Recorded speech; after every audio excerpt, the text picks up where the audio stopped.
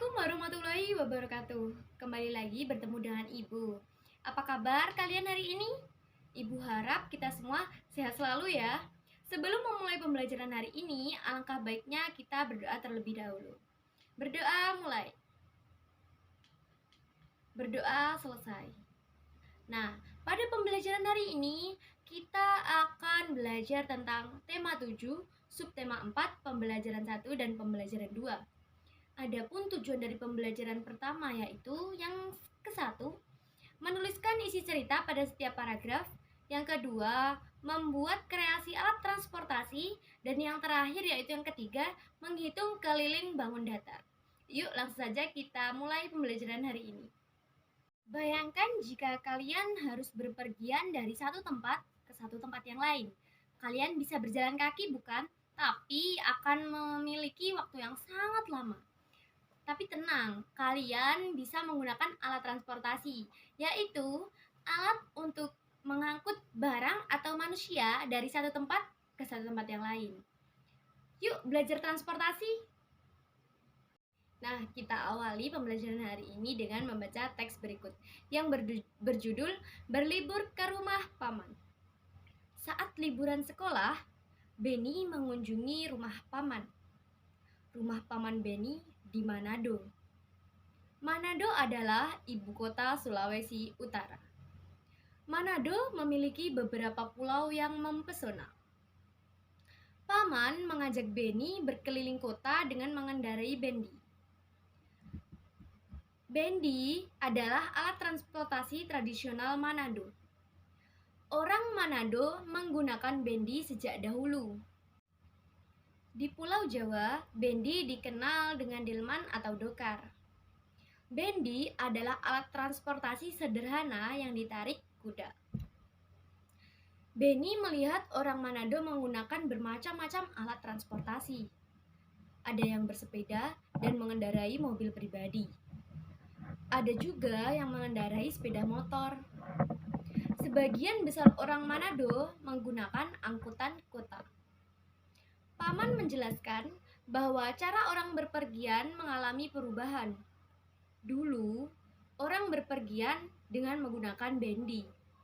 Saat ini, orang berpergian dengan menggunakan alat transportasi modern. Benny pergi ke Manado menggunakan mobil dan pesawat.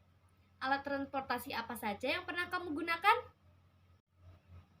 Nah, mari mengamati. Bacalah kembali teks berlibur di rumah paman dengan teliti. Lalu garis bawahi kalimat pertama dari setiap paragraf. Kemudian tuliskan isi cerita dari setiap paragraf. Setelah menuliskan isi cerita per paragraf di buku kalian masing-masing, yuk kita masuk ke Ayo Bercerita. Perhatikan gambar di samping ini. Urutkan perkembangan cara orang berjalan. Urutkan dengan memberi nomor pada kotak yang tersedia. Urutkan dari perkembangan transportasi dulu sampai transportasi modern. Lalu ceritakanlah kepada teman sebangkumu. Nah, dari banyaknya alat transportasi, ada salah satu alat transportasi yaitu mobil. Sukakah kalian berpergian menggunakan mobil? Maukah kalian semua menjadi perancang mobil? Nah, sebelum kalian semua menjadi perancang mobil terkenal, yuk kita buat dulu rancangan mobil dari mobil kardus.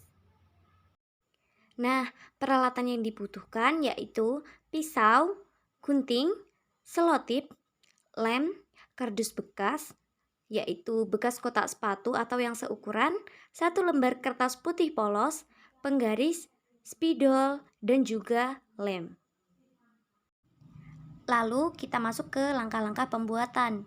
Yang pertama, siapkan peralatan.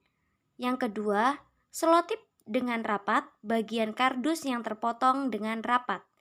Yang ketiga, buat pola pintu mobil pada bagian samping kanan dan kiri kardus. Yang keempat, potong garis pintu seperti pada gambar. Kelima, buat pola kaca depan pada bagian atas kardus. Buat garis sekitar 1 cm dari setiap sisi sehingga membentuk persegi panjang. Potong pada 3 bagian sisi. Lalu, lipat potongan ke atas sehingga membentuk kaca. 6. Potong kertas putih seukuran persegi panjang pada kaca depan, lalu tempel bagian kaca depan. 7. Kelebihan kardus pada bagian belakang dilipat ke dalam sehingga membentuk seperti sandaran kursi mobil.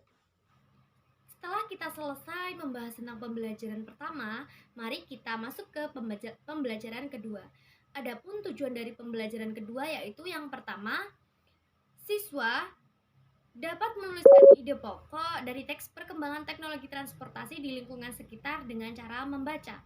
Yang kedua, dengan mencermati teks, siswa dapat mengidentifikasi bentuk-bentuk keberagaman karakteristik individu dalam kehidupan sehari-hari di lingkungan sekitar.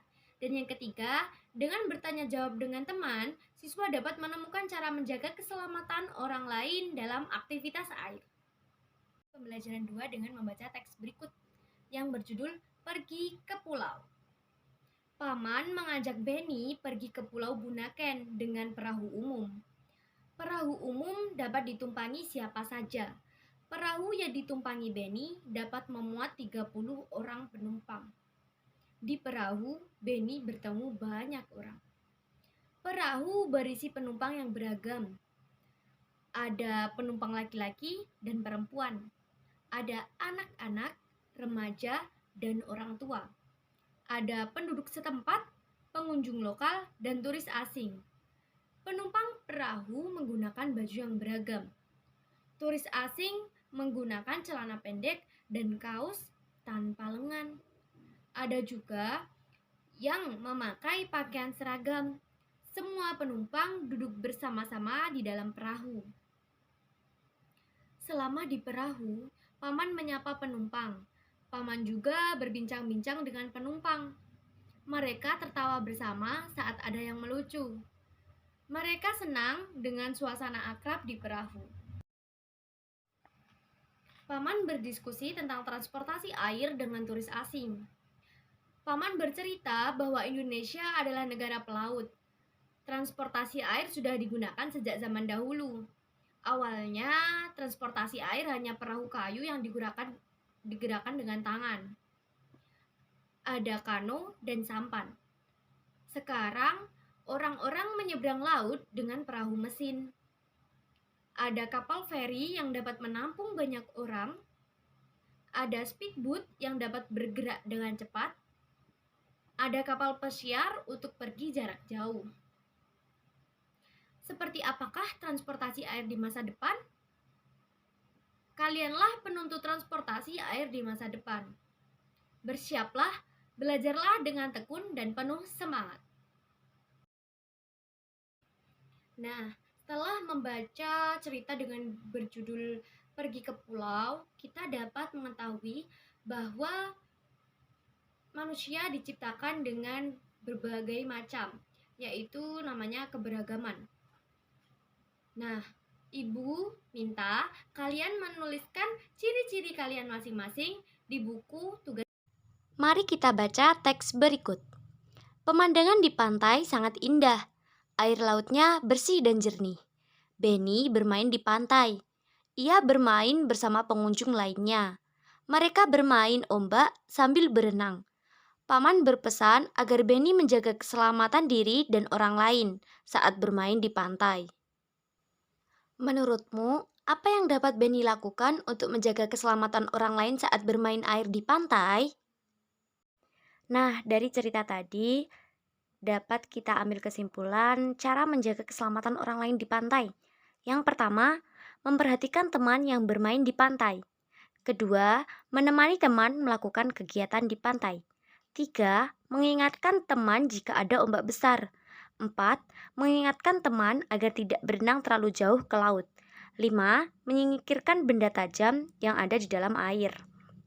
Nah, setelah Ibu bacakan tadi cara menjaga keselamatan orang lain di pantai, Ibu akan memberikan tugas rumah untuk kalian semua, yaitu membuat alasan dari apa sih alasan kita kok harus menjaga keselamatan orang lain di pantai. Nah, itu saja tugasnya. Baik, Ibu rasa pembelajaran hari ini cukup.